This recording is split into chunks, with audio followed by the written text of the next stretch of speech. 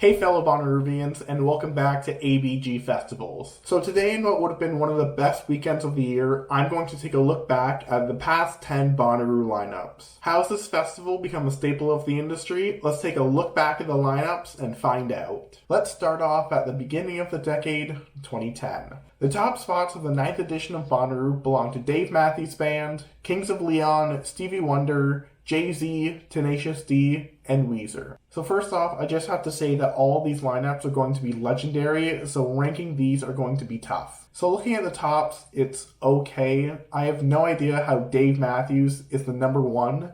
I literally could not name a single one of his songs, but I guess 2010 was a different time. The rest of the tops are great by having the legendary Stevie Wonder and of course Jay-Z. Looking at the rest of the lineup, it's pretty standard for Bonnaroo. It fills every niche ranging from Miranda Lambert to Kid Cudi to LCD Sound System. It even has some future headliners like Deadmau5, Bass Nectar, and Mumford & Sons. So for being a pretty standard Roo lineup, I'm giving it a 6.5 out of 10. Next to the 10th anniversary of Bonnaroo, 2011, with some stacked top spots going to Eminem, Arcade Fire, Widespread Panic, The Black Keys, Neil Young, and My Morning Jacket. Clearly, the top spots are much better compared to 2010 while still having a range of genres. Looking at the lineup overall, it's clear that they spent some money for their 10th anniversary. It's literally filled with other headliners like The Strokes and Pretty Lights, and headliners of the future like Florence and the Machine, Robin, and Mumford & Sons. Once again, all genres of music are well represented and well done for an anniversary edition. So for that, I'm giving this lineup a 7 out of 10. Next, the year when the world was supposed to end, 2012. And of course, some unbelievable headliners like Radiohead, Red Hot Chili Peppers, Fish, and the Beach Boys. First off, we have a great set of headliners, and I actually know all of them. My only complaint is Fish, as I'm not a fan of the whole jam band scene, but Bonnaroo did start out as this type of festival, so I guess I just have to deal with it. Surprisingly, this is the first year with no rap headliner. There actually isn't any rap until the 7th line with Ludacris, which is pretty strange for this festival. Looking at the overall lineup, it's great for Bonnaroo, expanding to even more genres with plenty of big names scattered throughout it. It even has Childish Gambino, who, spoiler alert, will headline this festival in 2019. This is probably the first year I would go to Bonnaroo, so for that, I'm giving this lineup a 7.5 out of 10.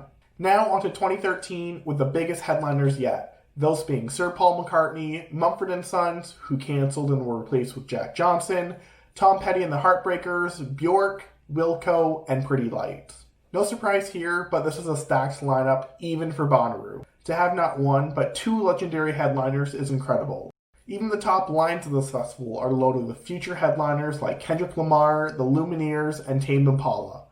Looking at the lineup as a whole, there are some big names throughout like Portugal the Man, Alt J, and 21 Pilots near the bottom. Overall, this lineup is well balanced, if not a bit light on the electronic music the past lineups had. So with all of this in mind, I'm giving this lineup an 8 out of 10. Next, we have the incredible 2014 lineup with the top spots going to Elton John, Kanye West, Jack White, Lionel Richie, and Vampire Weekend. Honestly, I could continue listing names as this lineup literally has all headliners in the first 3 lines. You know you've made it as a festival when you have Frank Ocean, Arctic Monkeys, and Skrillex on the second line of a lineup. So when I first saw this lineup, I was awestruck. This is literally the best lineup I have ever seen. Even with all these headliners, the undercard is also incredible. Every time I look, I see another huge artist like Sam Smith, Chance the Rapper, and Cage the Elephant. I think there's literally every musical genre in this lineup, so looking back at 2014, I'm going to give it a perfect score of 10 out of 10. So after the amazing year 2014 was, we have, of course, 2015. With the top spots going to the Piano Man himself, Billy Joel, Mumford & Sons, Deadmau5, Kendrick Lamar, Florence and the Machine, and Robert Plant.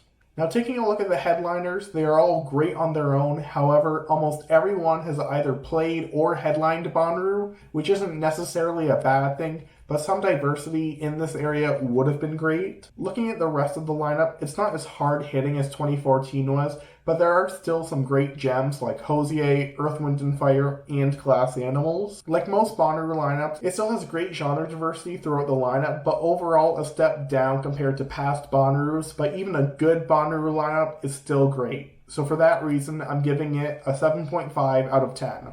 Next is the 15th anniversary of Bonnaroo 2016, with the top spots going to Pearl Jam, Dead & Company, LCD Sound System, J. Cole, and Ellie Goulding.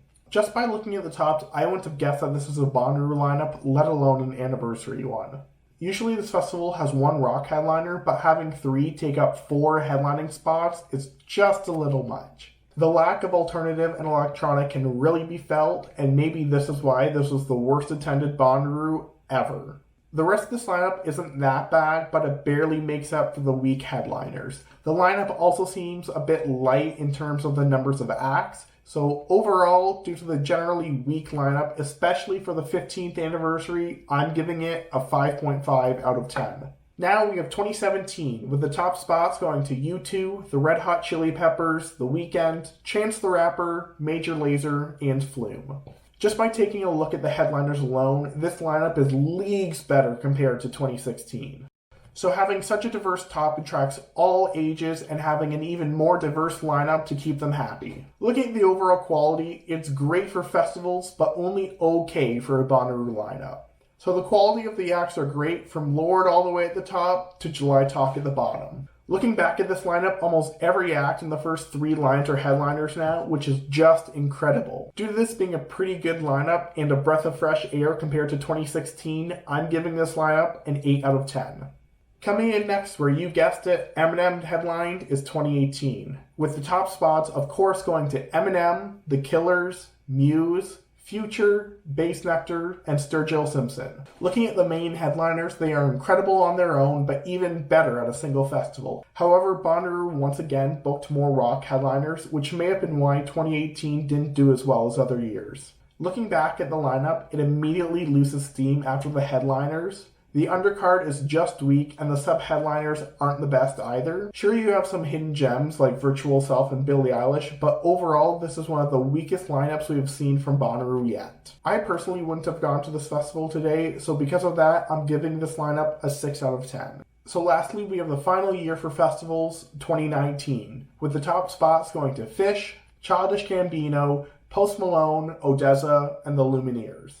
These headliners alone are probably why this was the most attended Bonnaroo since the amazing 2014. The only qualms I have with the headliners are Fish not having 1, not 2, but 3 sets. I could not even imagine seeing Fish once, let alone 3 times over a single weekend. Moving on to the rest of the lineup, it is incredible and one that Bonnaroo deserves. The second line of each day are powerful and surprisingly very diverse. Even the undercard is incredible. Looking back at this lineup just makes me miss festivals even more, and I would go to this one in a heartbeat. Overall, an 8.5 out of 10. Now let's take a look at the lineup side by side. From worst to best, you have 2016, 2018, 2010, 2011, 2012, 2015, 2017, 2013, 2019, and of course the amazing 2014. And there you have it, a look back at the past 10 years of Bonnaroo. Don't forget to like and subscribe, and leave a comment down below telling me your favorite Bonnaroo lineup. Thanks so much for watching, and stay festive.